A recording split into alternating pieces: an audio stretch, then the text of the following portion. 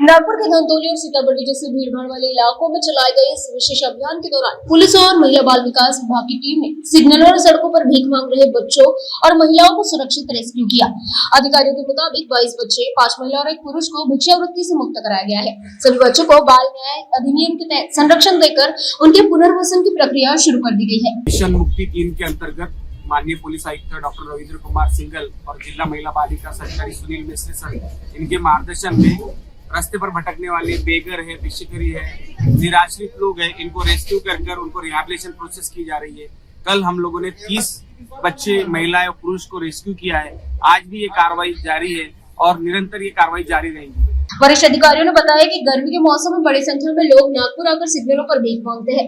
कई लोग पेन, फूल बेचने या गाड़ियों की कांच साफ करने के बहाने पैसे मांगते नजर आते हैं। पुलिस ने ऐसे प्रमुख चौराहों और सिग्नलों को हॉटस्पॉट के रूप में चिन्हित किया है, जहां आगे भी लगातार रेस्क्यू अभियान चलाया जाएगा।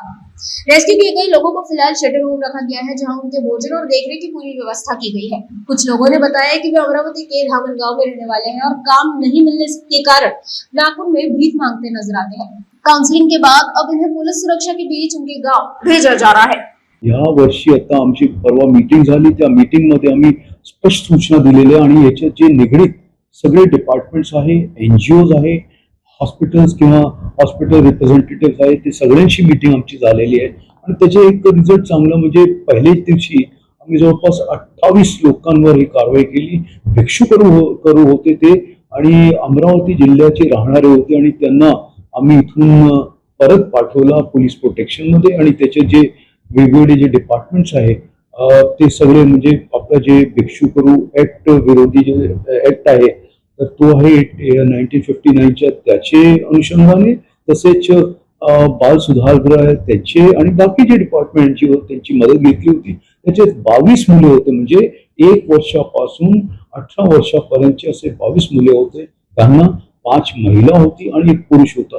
सगळ्यांना आम्ही तिथे पाठवलेलं आहे थ्रू ड्यू प्रोसेस आणि असे बाकी जिथे जिथे आम्हाला हे दिसतंय ते सगळे मिळून म्हणजे त्याच्यात कॉर्पोरेशनचे अधिकारी पण आहे, महानगरपालिकाचे, आमचे स्पेशल ब्रांचचे आहे, SSBचे, तसेच बाकी जे आमचे पोलीस स्टेशन्स आहे जिथे जास्त मुले दिसत आहे किंवा जे डेस्टिट्यूट्स आहे, असे लोक आहे जे होमलेस आहे, रोडवर कुठेही बसतात, कुठेही राहतात आणि उन्हामुळे त्याची डेथ पण होण्याची शक्यता नाकारता येते।